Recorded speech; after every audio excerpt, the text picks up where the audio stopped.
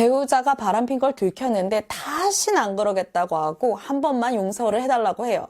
경제적인 문제, 자녀에 대한 문제도 있지만 그동안 가족들에게 너무 잘해왔기 때문에 한 번은 용서해주고 싶은 마음이 들 수도 있습니다. 그런데 한 번 바람핀 배우자와 다시 예전처럼 행복하게 살 수 있을지 이걸 엄청 고민하세요. 그동안 제 사건들에 대한 경험으로 보면 바람의 정도, 가족의 반응, 그리고 배우자의 진심 확인 이 세 가지가 결정돼야지 아니면 또 상처받고 후회하실 확률이 높습니다. 그러니까 이 영상 보기 전에 바람핀 배우자 함부로 용서하지 마세요. 안녕하세요. 이혼 전문 변호사 최선혜 변호사입니다. 변호사님, 제가 얼마 전에 아내랑 얘기하다가 너가 바람 피우면 무조건 이혼이다 라고 모습 봤거든요. 네네. 그런데 변호사님 사건들을 보면 배우자가 바람을 폈는데 이혼은 하지 않고 상간자 소송만 하고 다시 사는 경우들이 있잖아요. 그렇죠. 근데 한 번 바람을 폈는데 이걸 용서를 하고 바람 피기 이전처럼 사는 게 가능해요? 물론 이게 굉장히 어려운 일이에요. 내가 너무 믿고 사랑했던 배우자였는데 한순간 배신을 당했으니 절대 용서가 안 된다는 마음이 드시는 게 당연합니다. 하지만 배우자가 울며빌며 진심으로 용서를 빌기도 하고 한 번 정도는 실수하니까 용서해주고 싶은 마음이 들 수도 있어요. 그런데 지금은 용서할 수 있을 것 같은 마음이 들더라도 나중에 마음이 바뀔 수도 있을 것 같고 바람핀 배우자가 또 바람을 피우면 어떡해야 할까 불안도 하시거든요. 제가 1년에 수백 건 이상 가정법원 사건을 진행한 경험을 보면 바람핀 정도, 가족의 반응, 그리고 배우자의 태도 이 세 가지를 기준으로 판단을 하시면 나중에 후회할 확률이 좀 낮은 편이에요. 그래서 오늘은 배우자가 바람, 불륜을 저질렀는데 용서하고 다시 살아도 잘 살 수 있는 그 기준 세 가지에 대해서 알려드리겠습니다.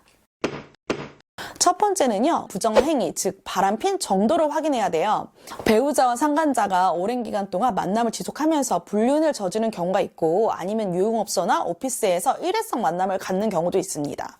일회성 만남을 갖는 경우에는요, 상대방에 대한 감정이 거의 없기 때문에 가족으로 돌아올 가능성이 비교적 높은 편이에요. 두 번째는 가족의 반응인데요. 바람핀 걸 들키기 이전에는 양가 부모님께 너무 잘하고 아이들에게도 좋은 엄마, 아빠인 경우가 있어요.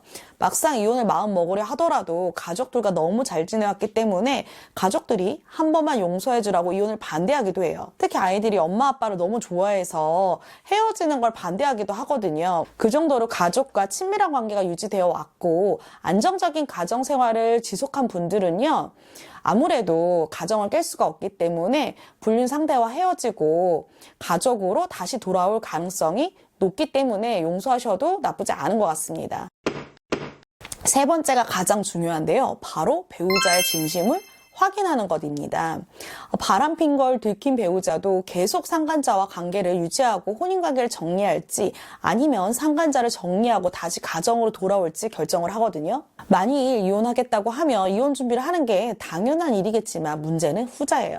바람핀 배우자가 상간자에게까지 사과를 시키고 다시는 이런 일이 없겠다고 했는데 상대방을 만나는 경우가 있긴 있어요. 이런 경우에는 사과를 받았다고 증거를 제대로 수집하지 않아서 이혼 소송을 진행하려고 해도 증거가 없어서 힘든 경우가 발생을 합니다. 그렇기 때문에 배우자의 진심을 확인하려면 이혼하지 않고 상간자 소송만 진행해 보는 것도 좋아요. 이런 경우에는 배우자가 진심으로 가정을 유지할 생각이 있으면 오히려 상간자 소송의 증거를 제공하기도 하거든요. 이렇게 한다면 거짓 사과로 상황을 모면하려고 했던 두 사람의 관계에 분열이 생길 수밖에 없고 아니면 배우자가 본색을 드러내면서 상간자 쪽의 입장을 취하기는 경우도 있습니다. 결과적으로 거짓 사과에 대해서 이혼을 해야 될지 말아야 될지 답을 얻으실 수 있는 거죠. 오늘은 바람핀 배우자를 용서하고 다시 잘 살 수 있는지 결정할 수 있는 세 가지 기준에 대해서 알려드렸는데요. 제가 변호사를 하면서 가장 보람을 느낄 때가 있어요. 바로 의뢰인으로부터 감사하다고 연락을 받았을 때입니다. 저는 의뢰인에게 최대한 유리한 결과를 만들어내야 된다는 그 책임감이 좀 강한 편이어서 소송 한 건 한 건마다 오래 걸리고 고민을 많이 하거든요. 그러다 보니 소송 결과에 상관없이 감사하다고 따로 인사 오는 의뢰인분들도 많은 편인데요. 인생의 가장 중요한 순간에 같이 싸운 변호사에게 진심 어린 인사를 할 때 가장 큰 보람을 느낍니다. 오늘 영상 또한 있지만 분명히 누군가에게 정말 필요한 영상일 거고 그분들의 인생에 있어서 중요한 문제를 해결하는데 조금이나마 도움이 되었으면 합니다.